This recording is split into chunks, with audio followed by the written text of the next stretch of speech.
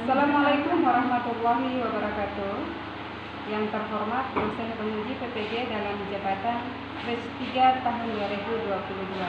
Perkenalkan, nama saya Warusmina, guru pendidikan agama Islam dan budi pekerti di SMA Negeri 2 Tomia, Kecamatan Tomia Timur, Kabupaten Wakatobi, Provinsi Sulawesi Tenggara, sekaligus mahasiswa PPG dalam jabatan batch 3 tahun 2022 UIN Dato Parama Palu.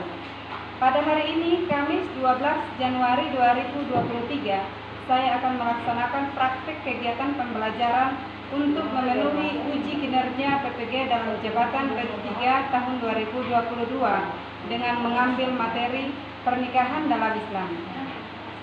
Mohon kepada Bapak dan Ibu dosen masukannya agar saya lebih baik ke depannya.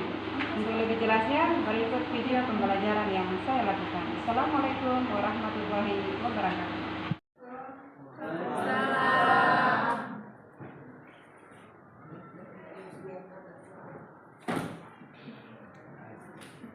Siap. 1, 2, 3.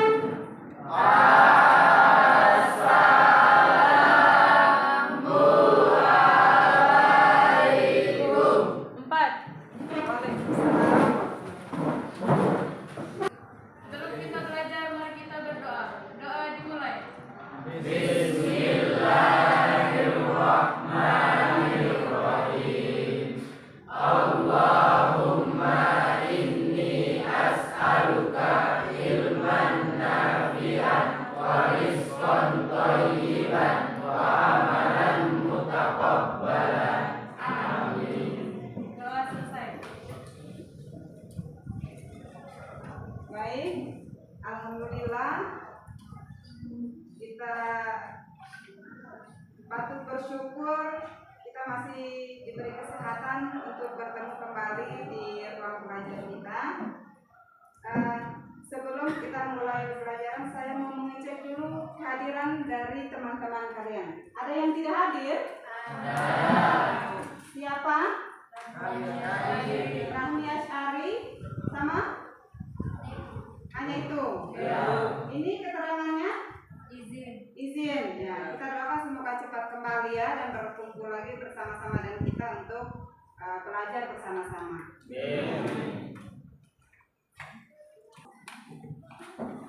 Oke. Coba berdiri dulu, semua berdiri. Ya.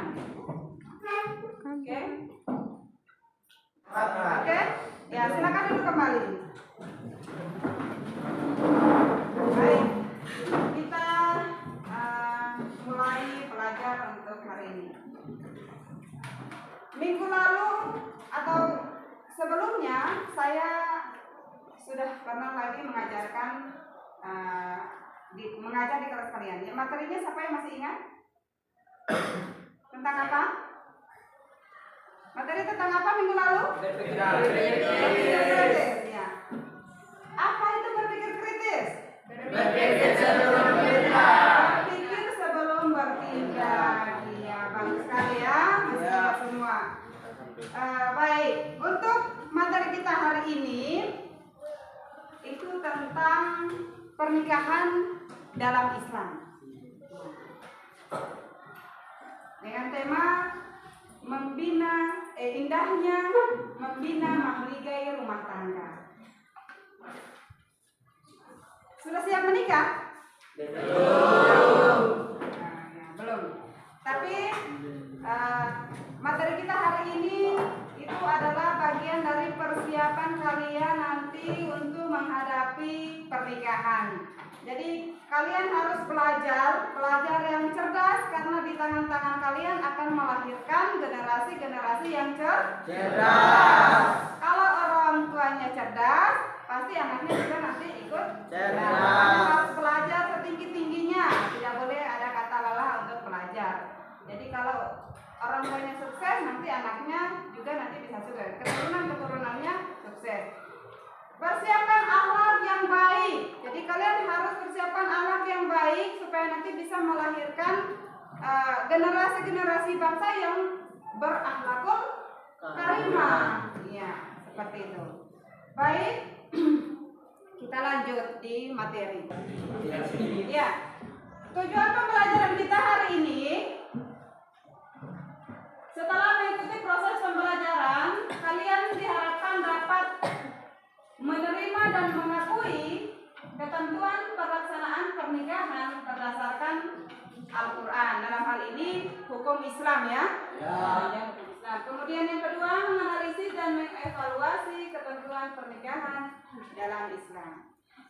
Ya, tadi saya sudah sampaikan beberapa tujuan pembelajaran. Sebelum kita masuk di materi ini, saya akan menayangkan dulu. Ada video ini ya, nanti diperhatikan.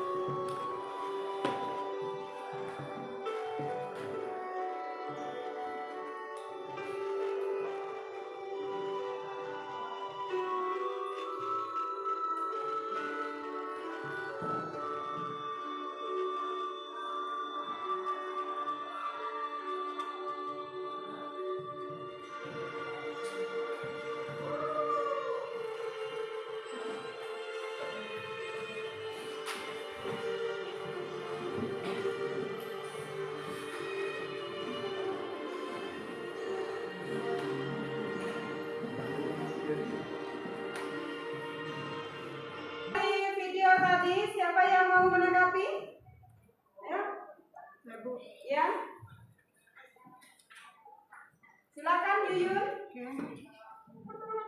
Jadi tanggapan saya mengenai video yang ditayangkan tadi bahwa seperti yang kita ketahui bahwa pernikahan itu merupakan sesuatu yang harus dijaga keharmonisannya.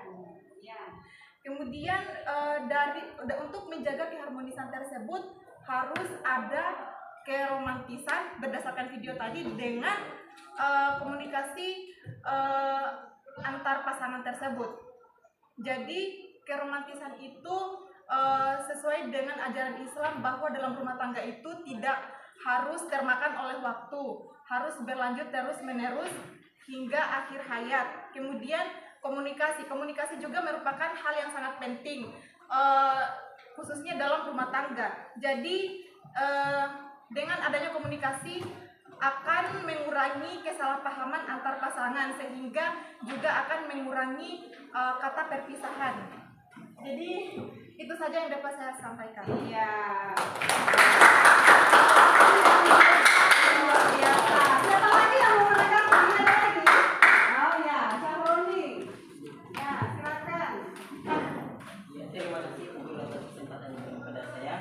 Saya akan mencoba untuk menanggapi apa yang baru saja ditayangkan di depan tadi menggunakan video itu kan. Yaitu yang dapat saya tanggapi yang dimana pada dasarnya yaitu pernikahan. Pernikahan bukan hanya suatu penggabungan atau penjodohan, melainkan suatu ritual yang sangat sakral yang dilakukan sebagai salah satu bentuk ibadah kepada Allah Subhanahu wa taala. Yang dimana oleh karena itu kita harus dapat menjalaninya dengan tabah, sabar, dan ikhlas. Yang di dalamnya kita jalankan dengan cara tidak harus banyak menuntut sesuatu dari salah satu pihak. Contohnya suami yang kurang perhatian ataupun tidak lagi terlalu memperdulikan pasangannya. Namun di setiap kesempatan atau perhatian kecil justru itulah yang menciptakan suatu hubungan terasa lebih harmonis. Oleh karena itu kita sebagai manusia atau muslim yang taat harusnya dapat berhusnuzon atau berpikir positif mengenai setiap tindakan yang diambil oleh pasangan kita agar tidak terjadi kesalahpahaman antara pasangan dalam berumah tangga. Oleh karena itu di sini selain kita dapat memenuhi kewajiban kita sebagai pasangan, kita juga tidak melukai perasaan dari pasangan kita. Terima kasih. Itu saja yang saya sampaikan.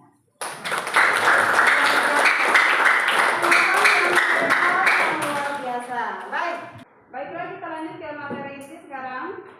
Jadi pengertian pernikahan dalam Islam. Pernikahan secara bahasa berarti mengumpulkan. Bisa juga disebut dengan menghimpun. Menghimpun sama dengan mengumpulkan ya.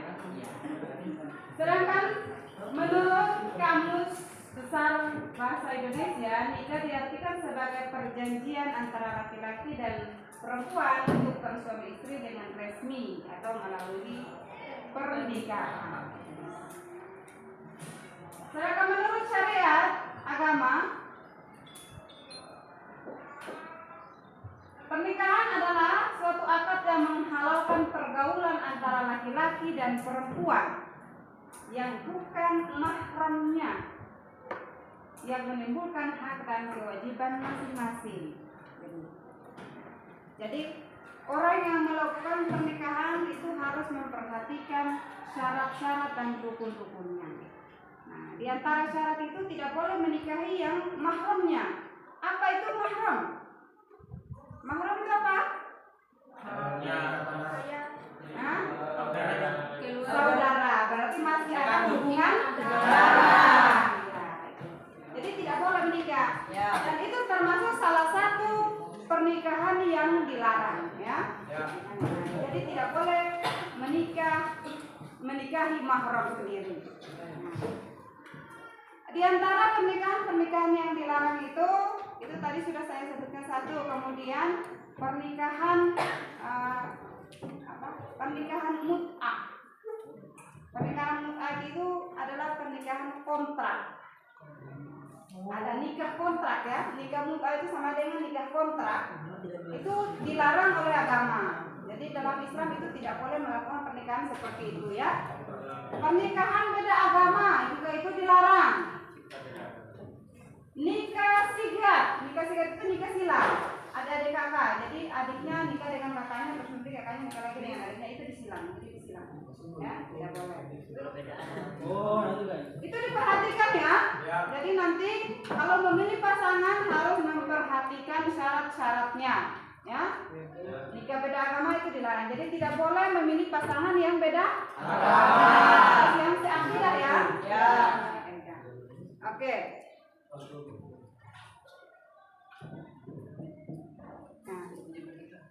Tujuan dari pernikahan. Yang pertama untuk memenuhi tuntutan naluri manusia yang asasi. Selanjutnya untuk mendapatkan ketenangan hidup. Kemudian untuk membentengi akhlak, untuk meningkatkan ibadah kepada Allah Subhanahu wa taala dan untuk mendapatkan keturunan yang soleh. Terakhir untuk menegakkan rumah tangga yang Islami.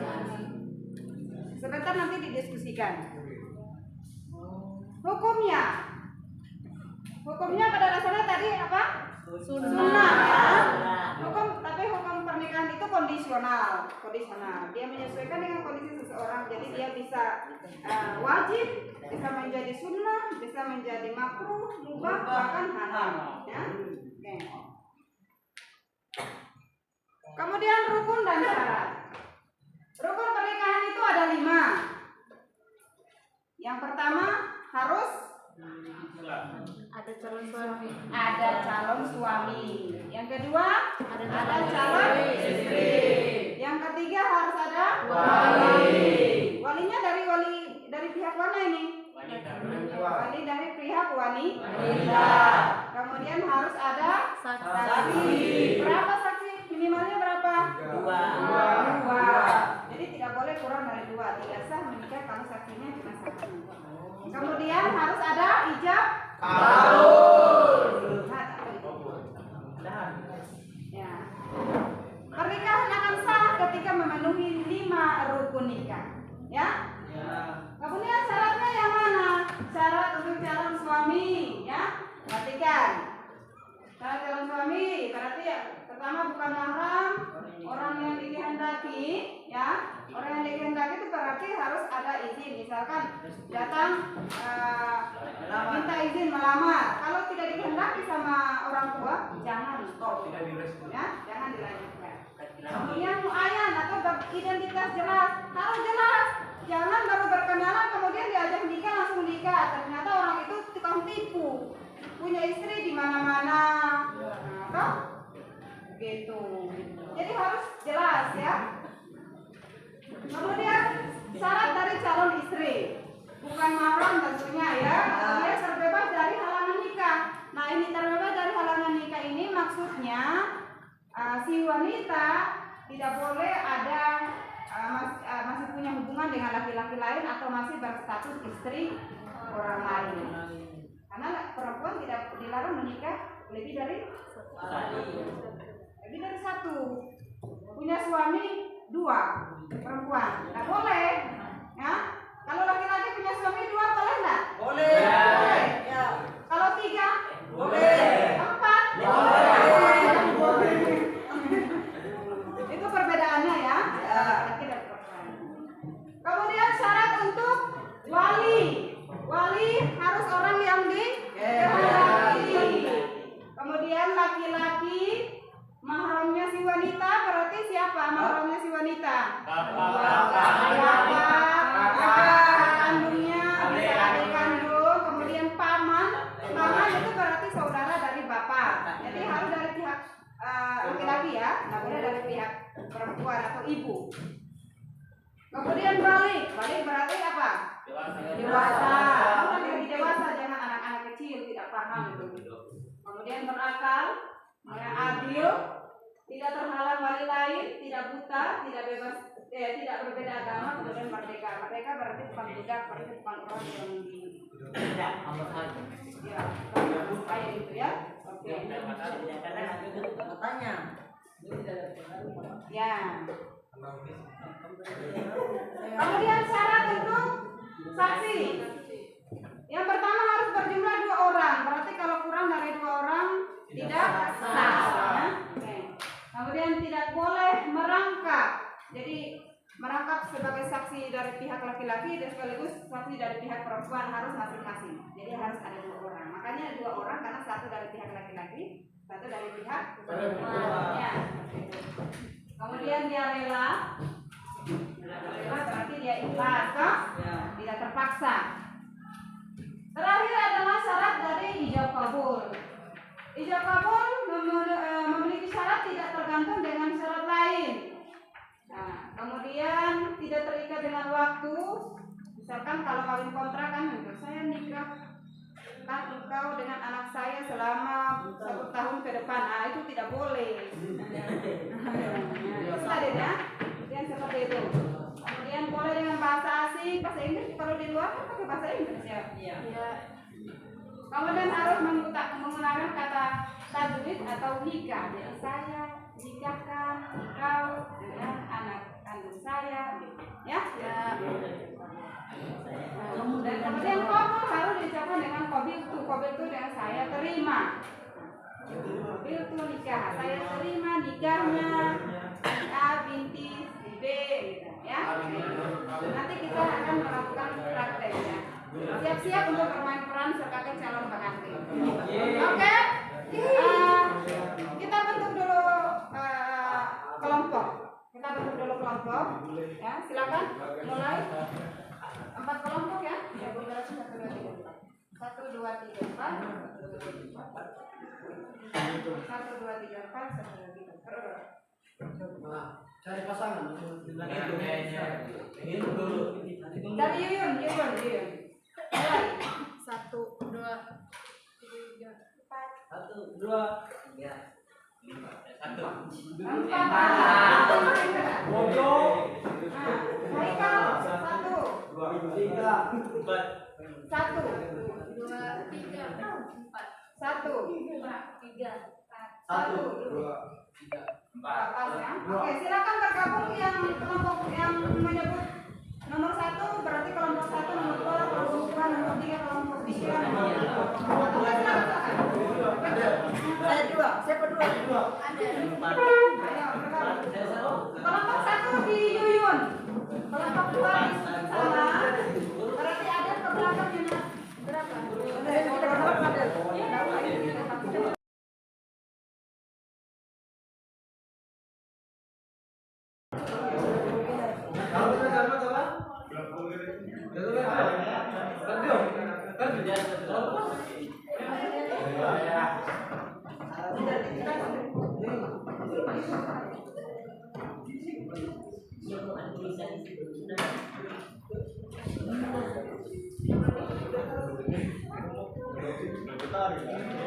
Ya, coba tolong diperhatikan.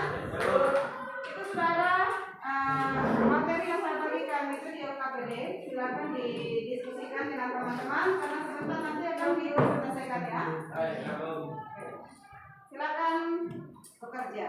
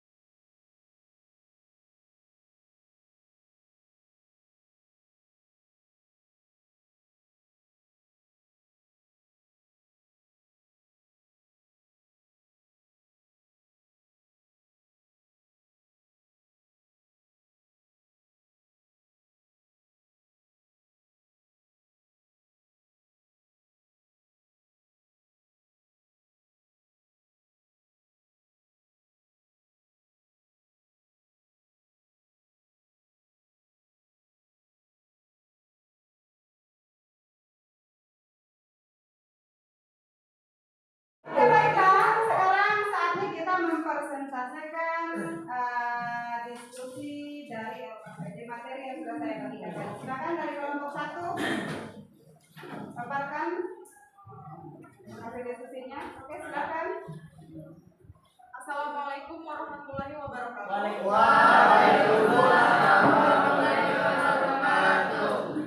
Saya Yuri Purnamasari, perwakilan dari kelompok 1 ini mempresentasikan hasil diskusi kami. Yang pertama, dalil Al-Quran tentang pernikahan. Ayat yang pertama itu kandungan maknanya sudah sesuai dengan arti ayat tersebut. Kemudian yang kedua begitu juga, yang ketiga juga sudah sesuai. Kemudian hukum dasar pernikahan adalah sunnah. Orang yang telah mampu atau sanggup menikah, bila tidak menikah, khawatir ia akan terjerumus ke dalam perzinahan. Itu hukumnya wajib. Kemudian orang yang sudah mampu menikah tetapi masih sanggup mengendalikan dirinya dari godaan yang menjurus kepada perzinahan, itu hukumnya sunnah. Orang yang akan melakukan pernikahan dan telah memiliki keinginan atau hasrat tetapi ia belum mempunyai bekal untuk memberikan nafkah tanggungannya, itu hukumnya mubah.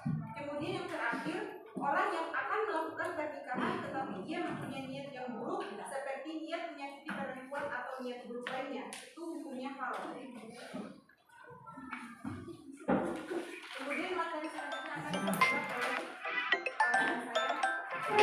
Dari kasus pertanyaan menurut syariat Islam bagaimana hukumnya dan apa saja yang harus dilakukan oleh Khalifah Kamal sebagai seorang muslim yang baik. Menurut kelompok kami, sebagai seorang muslim yang baik, seharusnya Khalifah Kamal langsung menyatakan perasaan atau taarufnya kepada anggota keluarga. Sebagaimana di sini adalah kalau kami mengambil pendapat untuk syariat Islam yang tertera bagi Khalifah Kamal, dia mendapatkan hukum yaitu mubah karena kalau dikerjakan lebih baik ataupun kalau ditinggalkan juga tidak apa-apa. Sekian untuk kasus A. Saya lempar untuk kasus B kepada rekan saya kembali.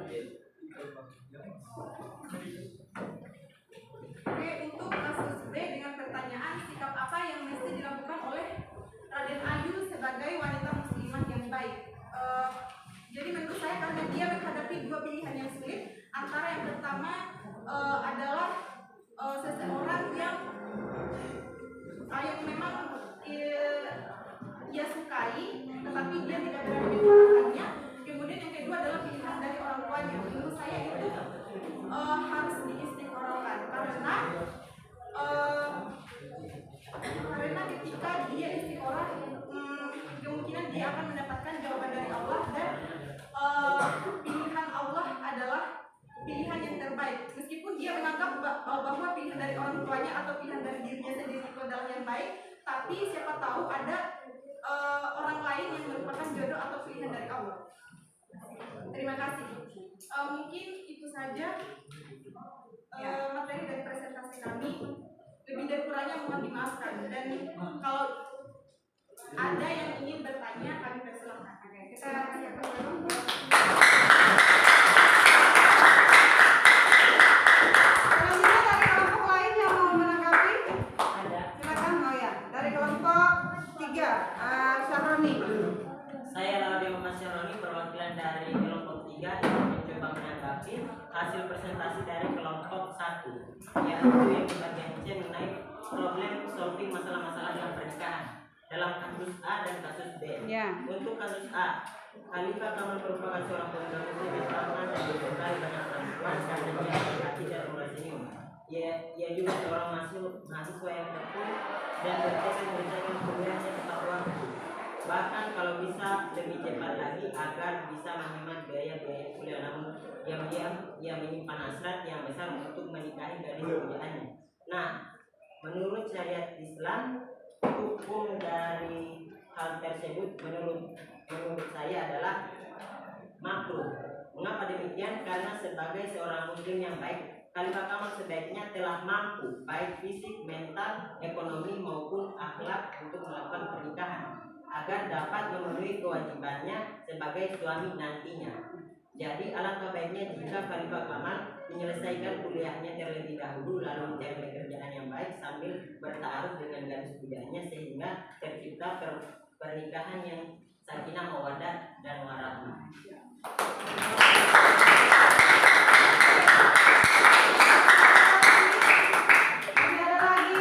Untuk kasus yang kedua yaitu masalah sikap apa yang mesti dilakukan oleh Raden Ayu sebagai wanita muslimah yang baik, yaitu berkomunikasi dan menjelaskan kepada kedua orang tuanya mengenai pernikahan, bahwa suatu pernikahan yang dilandaskan oleh suatu perasaan dapat menimbulkan kelalaian terhadap kewajiban dan hak suami istri sehingga menimbulkan pernikahan yang hancur dan menyebabkan rumah tangga yang tidak harmonis. Itu saja yang dapat saya tanggapi. Lebih dan kurangnya mohon dimaafkan. Assalamualaikum warahmatullahi wabarakatuh.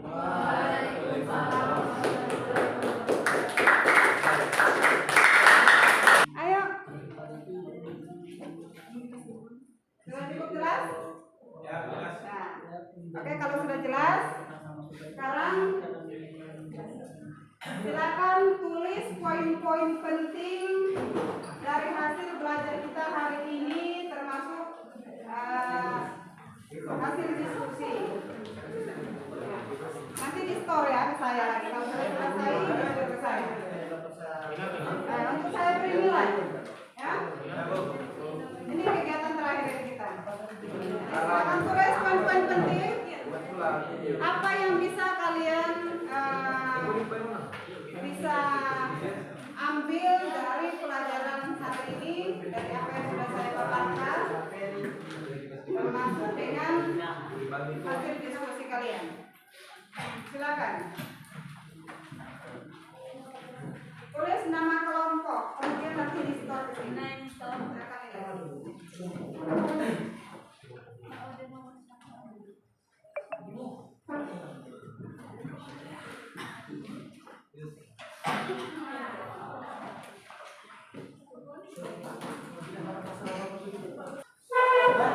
Dari kita.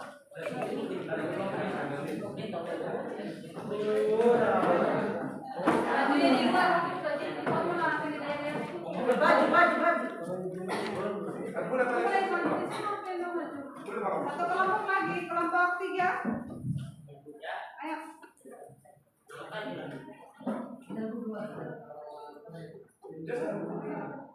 Kelompok 3, kelompok 3.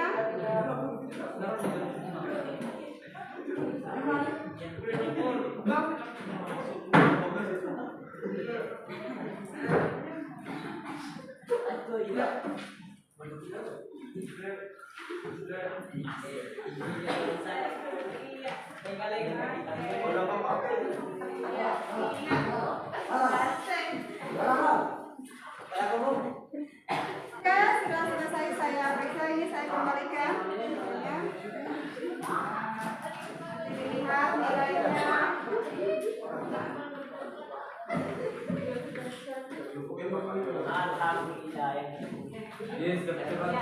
Oke. Kegiatan kita hari ini selesai. Dari diskusi tanya jawabnya sudah terlaksana dengan baik tadi. Bagus-bagus pertanyaan dan tanggapannya dari masing-masing kelompok. Untuk itu kita tutup dengan menyimpulkan materi. Siapa yang bisa bantu menyimpulkan materi? Oh ya, ada dulu, ya, ada ya. Oke. Assalamualaikum warahmatullahi wabarakatuh. Waalaikumsalam warahmatullahi wabarakatuh. Ya, terima kasih atas kesempatan yang diberikan. Saya akan menyimpulkan dari materi hari ini, yaitu berupa arti dari nikah. Nikah secara bahasa berarti penggabungan, menjodohkan dan mengumpulkan. Dan kemudian dari nikah tersebut ada beberapa hukum yang hukum dasarnya dari pernikahan itu merupakan sunnah muakkad atau sunnah yang sangat dianjurkan. Tetapi bersifat kondisional, ada beberapa seperti wajib, sunnah, mubah, makruh, dan haram. Dan pernikahan sendiri itu bukan hanya tentang mengungkapkan rasa cinta, sayang, ataupun dan lain-lain, melainkan perhatian apapun bisa menjaga keharmonisan dalam pernikahan. Di dalam pernikahan juga sangat penting yang namanya dengan komunikasi, keterbukaan antara satu dan yang lain. Ya mungkin itu saja kesimpulan dari saya. Terima kasih.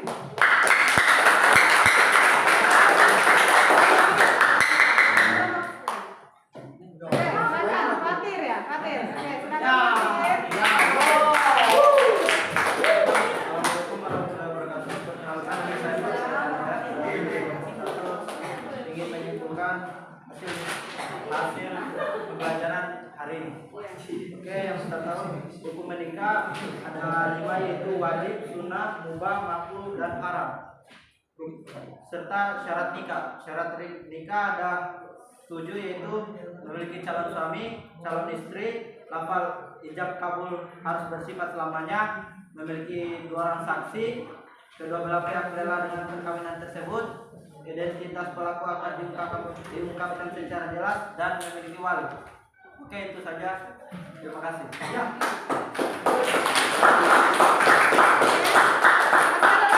Masih ada lagi?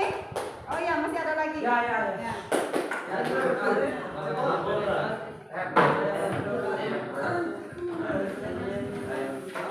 Yang kita dapatkan dari pembelajaran hari ini yaitu hukum menikah asalnya yaitu sunnah muakkad, tetapi akan berubah sesuai dengan kondisi seseorang tersebut, yaitu dapat menjadi wajib, sunnah, makruh, mubah, dan haram. Dan juga terdapat rukun nikah yang harus dipenuhi dalam melakukan pernikahan, seperti ada nilai yang akan menikah, ada wali yang menikahkan, ada ijab dan kabul, dan ada saksi yang minimal 2. Sekian apa yang dapat saya sampaikan. Saya kembalikan. Terima kasih. Luar biasa. Oke, jadi melalui pernikahan yang ikhlas, kemudian saling pengertian, bisa menciptakan rumah tangga yang sakinah mawaddah warahmah. Intinya akhlak itu perlu ya, akhlak itu perlu. Karena dengan akhlak yang baik, dengan pasangan-pasangan yang cerdas akan melahirkan keturunan-keturunan yang cerdas pula, yang berakhlakul karimah pula. Oke. Untuk pertemuan kita hari ini saya cukupkan sampai di sini. Kita lanjutkan nanti di pertemuan berikutnya dengan ucapan hamdalah. Alhamdulillah.